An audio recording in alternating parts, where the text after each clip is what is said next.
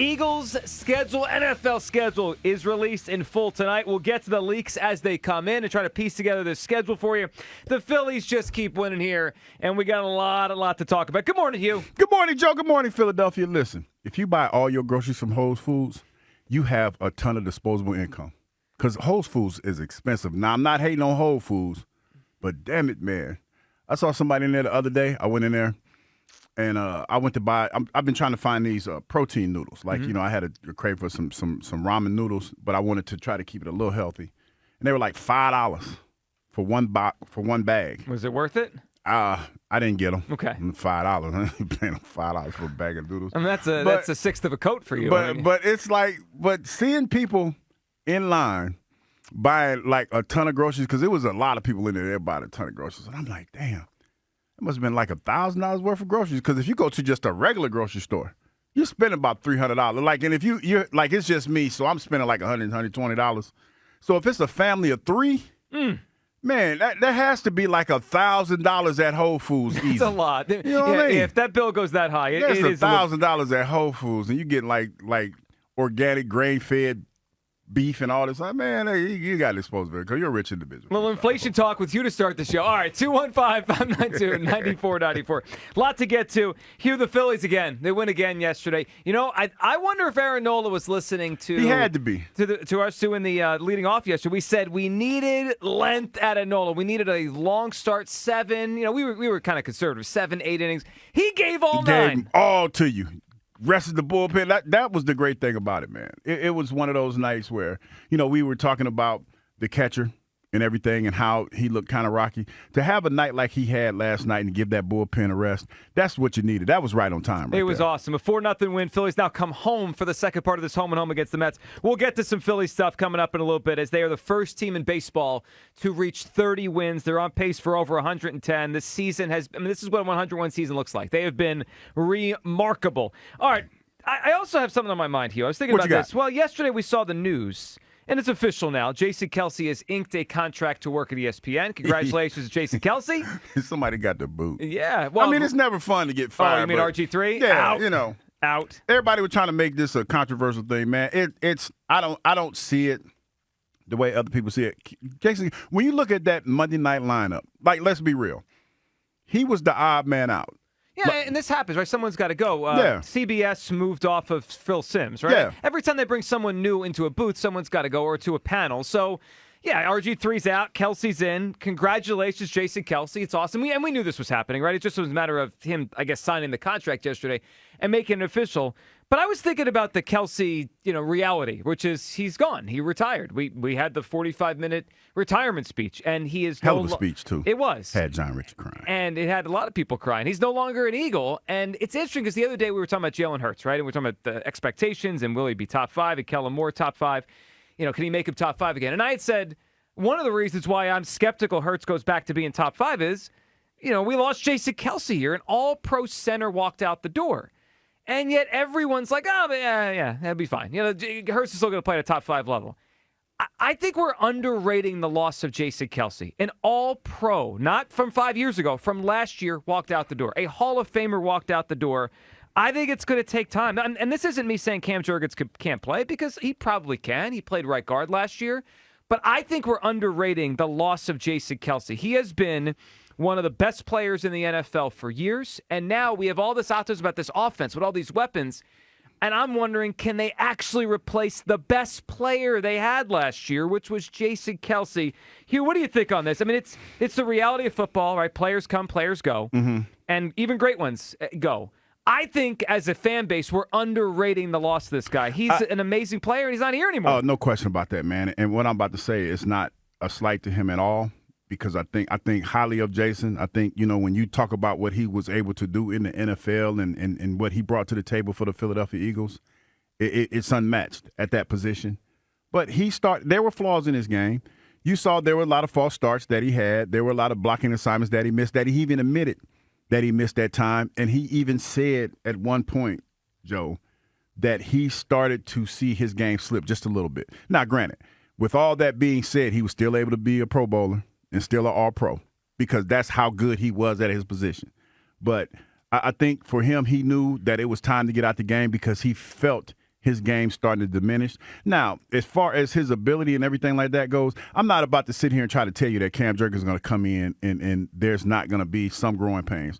But I think that with this offense and the evolution of the players that we have now and everything like that, that it's not going to be a bigger loss as you're going to make it out to be, or you're making it out to be. I think it's a huge one, and I'll go back to when Dawkins left, and anytime a super player leaves, expecting the next guy to be even close is a lot. Now, maybe Juergens can be. That time will tell on that. And he's not totally green because he did play right guard last year, but he has to move to center now. 215-592-9494. Schedule comes out tonight. The optimism's going to be huge this summer for the Eagles. I mean, I'm hearing hope springs eternal. Yeah, I'm hearing 13 wins, 14 wins, back to the Super Bowl. I was derided the other day. You guys were annoyed when I said their ceiling was NFC title game. Like, derided? That's a big old word. How could I not say their ceiling is the Super Bowl? Well, they lost Jason Kelce. Until I see them replace him, I'm skeptical they can replace that. And maybe he got out because he felt his game slipping. I don't know. I wonder if he got out because he thought it was time to spend more time with family, and he had this great opportunity to go do media. I think Jason Kelce could have played for 2 more years at a high level if he wanted to. He chose not to, and that's totally his prerogative. Let's listen to this. Chris Long with Brian Baldinger, talking about Jason Kelce, what he brings to the table, and the impact of his loss here. I mean, every adjustment that has probably ever been made since 2011 or 12 on the sideline during a game when they got to be made in real time, he's been a part of it. Whether it's like, how the hell are we going to get to the mic? If we don't get to the mic, Luke Kuechly, whatever, he's going to make every tackle. He's been a part of every adjustment during the game. You can see him talking to Stoutland all the time. During the week, I'm sure there's a good chunk of every Thursday where him and Jalen Hurts and the quarterbacks are sitting down and going through the blitz reel and the looks and what's coming. So all that is imperative. And then the thing that everybody's going to miss is you could put Dexter Lawrence on top of him, and he's putting him on his back in the run game, Chris. Yeah. Like, his strength is still his strength. Like, his lower body strength. Like, I know he can't walk on Mondays, and I know it's rough and all that. But, like, his lower body strength is still as good as anybody at that position in this league. They lost an All-Pro. I mean, I just can't get off it. I mean, teams don't just lose first-team All-Pros because if you're that good, you still play. It's pretty rare for a team to lose a player that is first-team All-Pro because most guys don't walk away, Hugh, when they're still playing at that level. So we laughed and insulted you contemptuously? Kinda, yeah. Not. Did we do that? Well, you and a couple of the callers. Did we do that? I don't recall us doing that. You scoffed at me when I said their ceiling's NFC title game. I had to look it up. You scoffed. Look at it a little bit. You guys scoffed. And you know what? What Baldy's talking about is study. Now, Jason Kelce probably brought a level of study to the game that hasn't been seen at that position with the Eagles for a while. But that's something that can be learned, though, Joe. In time. Well, yeah, I think that, and I also believe that with the coach knowing that this potentially is coming, you get ahead of these things, and you get guys in that room that you feel are going to be his replacement, and you start them out early. I would not be surprised if there were times where, say, Cam sat in a room with them just to see how they go about learning things, how Jalen goes about learning things, how he receives the information that he's processing. I mean, there are ways you can get ahead of it. Now, I don't want anybody to think I'm trying to diminish what Jason Kelce brought to the table, but the NFL is a machine, and you have to keep moving. And as much as we want to make a big deal about him leaving, dog, the bottom line is this. The mission don't change. The mission does not change. We still are on the road to trying to get to the Super Bowl, getting to the Super Bowl, I should say. And in order to do that, then you probably have to put in a little bit of extra work. I don't see that being an issue for the guys that they've amassed here, especially if you talk about Cam was supposed to be a carbon copy of Jason Kelce. 215-592-9494. I do find it to be a big deal. I think it's one of the biggest question marks for this season is how they replace Kelce.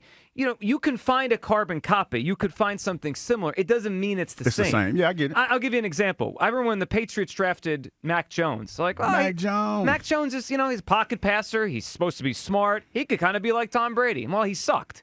And now he started out pretty strong. Well, he did. He made the playoffs first year, but he's a backup now. Just because you could find a guy that could be the heir apparent doesn't mean they are. And again, I'm not down on Cam.